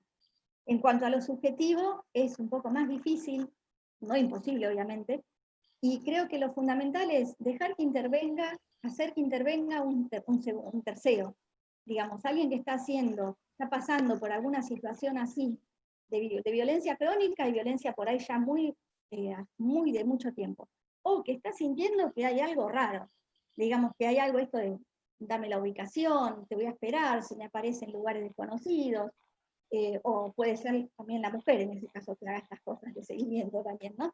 Pero donde hay alguien que está yendo sobre los derechos del otro, metiéndose con sus grupos de pertenencia, cercenando, cuando alguien empieza a percibir que esto no le cierra, que lo deja incómodo, lo deja inquieto, que no entiende, ahí la forma de saltear un poco, abrir un poquito esa barrera, abrir una puertita en la barrera subjetiva, es hablar con alguien que no sea de ese entorno, con alguien del entorno de confianza, un compañero de trabajo, una amiga, un familiar, alguien que uno sienta que es fuerte, de alguna manera, o que simplemente primero que la pueda escuchar, porque lo que pasa es que cuando eso recién empieza da vergüenza a la víctima. Entonces no lo quiere decir, no lo cuenta. Porque por ahí a veces encima se cuenta con alguien y dice, ay no, pero es porque te adora. Entonces no lo cuenta por vergüenza. Entonces no lo saca de sí misma. Cuando ya está muy metida la situación y ya es una cosa muy terrible, digamos, el ámbito familiar o el ámbito de pareja, ahí no puede decirlo porque ya está silenciada, ¿sí? Autosilenciada. Entonces, ¿qué hace? A lo sumo, si puede, si todavía se está dando cuenta que hay algo que quiere cortar, lo piensa. Pero ¿qué pasa cuando uno piensa? Uno se da manija. No hay mejor muestra que eso. Uno se da manija. Entra en un círculo donde cada vez se dice una cosa y no aporta a nadie nada nuevo. Entonces siempre estamos dando vueltas sobre lo mismo. Eso incrementa la angustia y la certeza en ese momento de que la realidad es terrible y de que no hay salida. Entonces me parece que para salir desde lo subjetivo, como están pidiendo, es comunicárselo a alguien, decírselo a alguien, y escucharse, porque en el decirle, aparte de que va a tener unas sugerencias seguramente, se va a escuchar lo que está diciendo, y se va a asombrar de lo que está diciendo muchas veces. Entonces me parece que lo fundamental es poder hablarlo. Y de última, hay muchas instituciones, hay, qué sé yo, Avivi, muchos lugares donde, ¿cómo se dice? Sin decir el nombre, anónimamente, se puede escribir, se puede hacer una consulta, no quedarse con esto adentro, porque uno magnifica al logro si se lo queda adentro, digamos. Esto me parece que es fundamental, hablar, largarlo con alguien. Bien, y la última, en virtud del tiempo, es, de acuerdo a la definición de víctima, puede suceder que en un binomio violento está entre comillas, se alternen roles de víctima, victimario de los sujetos. Sí, claro. Y ahí lo que vamos a tener que ver, por eso el tema de lo psicológico es importante, es cómo es cada persona. Porque, digamos, los rasgos psicopáticos o los rasgos violentos no son prioridad del hombre o de la mujer, son rasgos humanos, ¿sí? De hecho, todos tenemos cierto nivel de manipulación. Si uno le va a decir, pero eso no nos hace psicópatas. Si uno le dice al hijo cuando va a mirar la tele, cuando se sienta a mirar la tele, anda a lavarte los dientes, sí, ahora voy. Ahora, si uno se lo dice en un corte, ¿por qué no te vas a lavar los dientes ahora? Y, sí, de alguna forma estoy manipulándolo, pero es una manipulación que es benigna, digamos, de alguna forma. O sea, la manipulación, la agresión, no es ni privativo del hombre ni de la mujer. Es privativo de una personalidad, de un tipo de personalidad que necesita por inseguridad propia, o porque creció así, o sea, porque creció así, no, porque fue criado así, o por lo que sea, necesita manifestarse todo el tiempo superior al otro. ¿Sí? Entonces sí puede darse que los dos sean violentos. De hecho, en estas cuestiones donde yo les marcaba antes el hombre contra la mujer, el hombre a la mujer al niño, también la mujer es violenta. Solo que elige una víctima, bueno, uno para ser violento tiene que elegir a alguien más fácil, más chiquito. Y en esto que vos decís del binomio violento, por ahí hay ya características más psicopatológicas, no sé si perversas, pero sí más psicopatológicas, alguien que tiene que llegar como más al límite, alguien que precisa sentir que le digan que lo quieren, como la prueba, como la reconciliación. ¿Vieron esta pareja que se pelean, después se reconcilian, genial, y están un ratito, obviamente, un tiempo, pero porque precisan estímulos demasiado fuertes, tanto en lo malo como en lo bueno, ¿sí? Entonces eso en realidad lo que está diciendo es que hay una personalidad que precisa cierto ajuste. Y en cuanto a lo otro de la violencia subjetiva, que yo decía, hablar con otro, y obviamente, si es posible, tratar de buscar un apoyo, un lugar psicológico, una cuestión de poder tener un lugar de privacidad, que es muy difícil con una pareja violenta, tener un lugar de privacidad psicológica donde poder empezar a darse cuenta. Y acá hay que tener en cuenta el tema de que sea, digamos, de que el psicólogo tenga cierta apertura para no ponerse nervioso con alguien que no hace lo que tiene tan clarito, ¿no? Eso. Bueno, Delia, un gusto haberte tenido.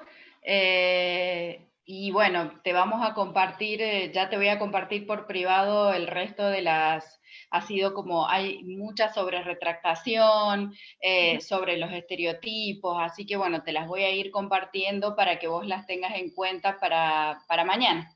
Perfecto, porque retractación iba mañana, algo sobre el agresor, sobre las características de un agresor también, y el resto de las cosas que tenían que ver con los niños, digamos, los colaterales, las víctimas colaterales. Bien.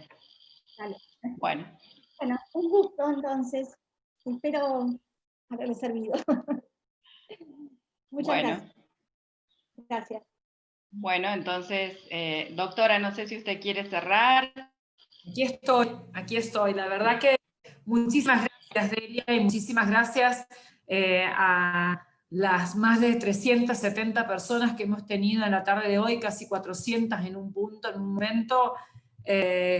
Realmente, y sobre todo también por las preguntas y la participación. Yo creo que es lo que uno intuye a veces que tiene que saber, pero necesita que otro se lo diga y se lo reafirma por si en algún momento del proceso lo pone en duda, ¿no? Son cosas que a veces decimos, pero claro, que lo escuchamos, suena tan de sentido común, pero en la cotidianeidad, cuando nos dejamos a veces arrasar, digo yo, por la cotidianeidad, por la urgencia, por mirar lo procesal, estamos tan pendientes de la norma, del papel, del formulario, del tiempo, que nos olvidamos, como empezó en la tarde de hoy, que es una persona.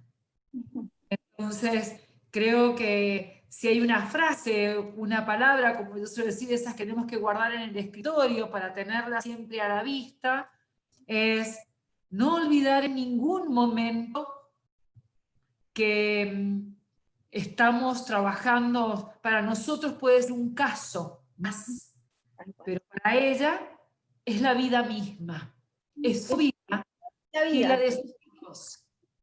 Entonces, creo que eso es fundamental poderlo mirar. Y me quedo con una frase, ¿no?, que también dijo Delia en la tarde de hoy. Abrir la esperanza de que existe una posibilidad.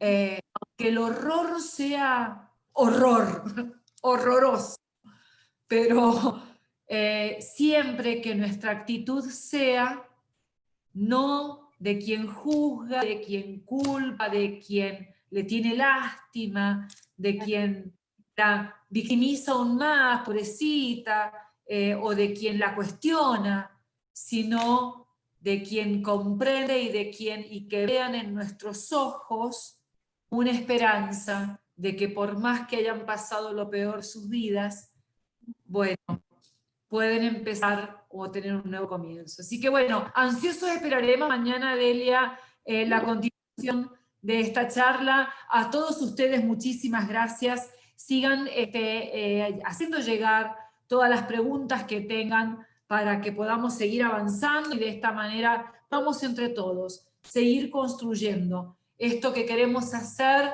de una herramienta más, como siempre digo, al servicio de todos, para construir entre todos esa sociedad en paz que nos merecemos, empezando por acompañar a cada una de las víctimas de violencia en un proceso de recuperar esa dignidad vulnerada, porque en definitiva lo que intentamos es acompañarlas en este camino de que recuperen esa dignidad que ha sido vulnerada. Muchísimas gracias a todos ustedes. Gracias Delia, gracias Carolina, gracias Juan Pablo, gracias al fiscal general de la Corte, doctor Eduardo Cuatpani, a los ministros de la Corte que también han estado conectados, doctor Daniel Olivares de Apur, Guillermo de Santis, Marcelo Lima y Juan José Victoria, y en ellos a todo el personal, funcionarios y magistrados de este Poder Judicial, a los miembros de los ministerios del Poder Ejecutivo Provincial, Ministerio de Desarrollo Humano, Salud Pública, Secretaría de Seguridad y Orden Público, Policía de San Juan, Ministerio de Salud.